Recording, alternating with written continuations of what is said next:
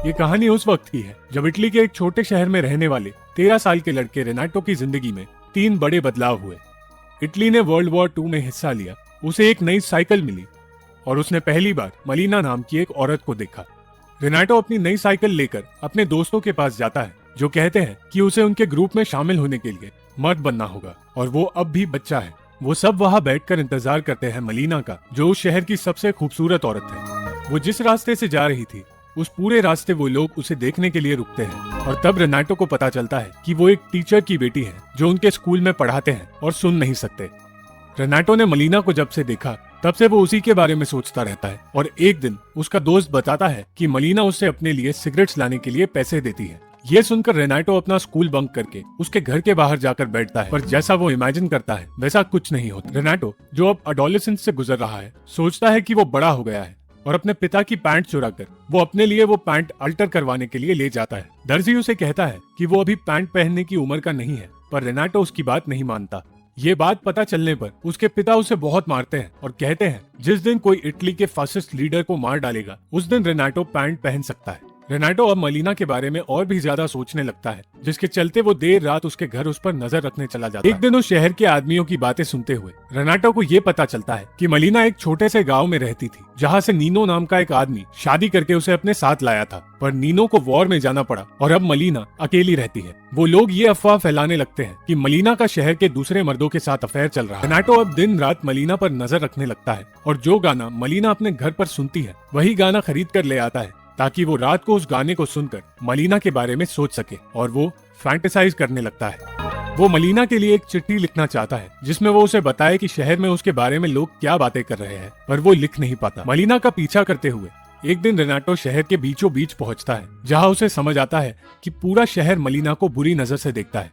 हर कोई मलीना का दीवाना था और उसे छूने का मौका चाहता था और इस बात से मलीना भी वाकिफ। पीछा करते हुए वो मलीना को छिपकर किसी आदमी के घर जाते हुए देखता है और उसे एहसास होता है कि मलीना के बारे में जो अफवाहें लोग फैला रहे थे वो सच है। उस शहर के मर्द ही नहीं बल्कि औरतें भी मलीना के बारे में गलत बातें फैला रही थी। वो औरतें कहती हैं कि मलीना एक गिरी हुई औरत है, इसलिए उसके पति ने उसे छोड़ दिया और वो बस अपनी खूबसूरती से दूसरे मर्दों को फंसाना चाहती है। रेनाटो ये सब कुछ देखता है और ये भी देखता है कि मलीना उन सब की बातें सुनने के बावजूद बिना कुछ कहे वहाँ से चली जाती। उस दिन उसे पता चलता है कि जिस आदमी के घर मलीना जाया करती है वो कोई और नहीं, उसके पिता है। एक दिन शहर के लोगों को खबर मिलती है कि मलीना के पति की उस वॉर में मौत हो गई है, जो सुनने के बाद सारे मर्द खुश हो जाते हैं और औरतें ये कहने लगती हैं कि मलीना ने अपने लिए नया मर्द ढूंढना शुरू भी कर दिया है।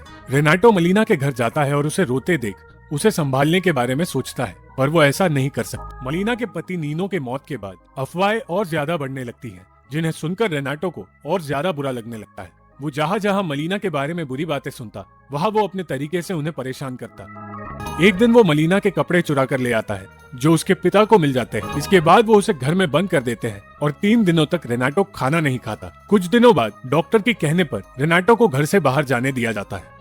अकेलेपन में मलीना का साथ देने के लिए एक एयरफोर्स ऑफिसर आता है, जो मलीना से कहता है कि वो उससे प्यार करता है और वो देर रात उससे मिलकर घर लौटता है। तब वहाँ एक बूढ़ा डेंटिस्ट आता है और उस आदमी को देखते ही उससे लड़ने लगता है, ये कह के कि मलीना उसकी मंगेतर है। वो बात इतनी बढ़ जाती है कि ये बात फैलती है कि मलीना का उस बूढ़े डेंटिस्ट और उस ऑफिसर दोनों के साथ अफेयर चल रहा है। मलीना पर एक शादीशुदा आदमी के साथ अफेयर रखने का आरोप लगता है और इन अफवाहों के चलते उसके पिता भी उसे मिलने से इनकार कर देते। मलीना को कोर्ट में बुलाया जाता है, जहाँ वो एक लॉयर की मदद से अपने ऊपर लगे सारे आरोपों को झूठा बताती है और कहती है कि उस डेंटिस्ट के साथ उसका कोई लेना देना नहीं। मलीना का जिस आदमी के साथ अफेयर था वो उससे प्यार करने लगी थी, पर उस आदमी का कहना था कि वो मलीना का सिर्फ दोस्त है, जो सुनकर मलीना रोने लगती है। मलीना के केस जीतने पर वो लॉयर उसका फायदा उठाता है और उसके साथ जबरदस्ती करता है, ये कहकर कि यही उसकी फीस है, और ये सब कुछ रेनाटो देख लेता है। इसके बाद मजबूरी में मलीना को उस आदमी से शादी करने के लिए हाँ कहना पड़ता है, क्योंकि मलीना के पिता ने उससे अपना रिश्ता तोड़ दिया था और उसके पास खाने के लिए भी पैसे नहीं थे। वो मजबूरी में लोगों से खाना मांगने लगी थी, क्योंकि कोई भी उसे नौकरी देने को तैयार नहीं था और खाने के बदले लोग उससे पैसे नहीं कुछ और मांगने लगे। तभी वहाँ वॉर के चलते कुछ प्लेन्स आती है और शहर में बॉम्ब गिरा और उस अटैक में मलीना के पिता की मौत हो जाती है।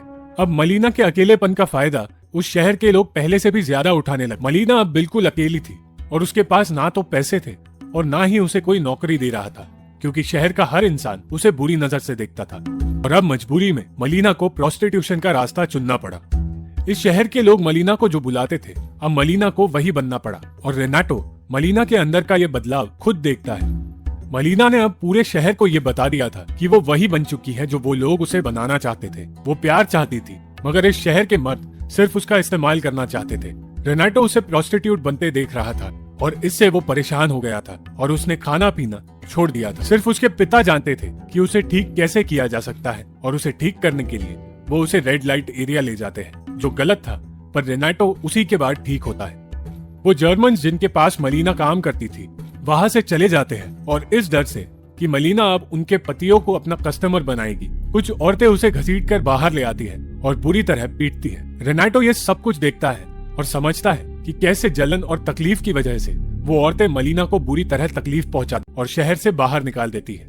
और रेनाटो मलीना को वहां से जाते हुए दिखता है। वो चाहकर भी उसके लिए कुछ कर नहीं सकता और इस बात से रेनाटो को बहुत दुख होता है, क्योंकि वो उसकी मदद करना चाहता था। इस सब की वजह से उसे एहसास होता है कि वो भी उन शहर के लोगों की तरह मलीना को बुरी नजर से ही देख रहा था और जो कुछ भी मलीना के साथ हुआ उसमें रेनाटो की भी गलती थी।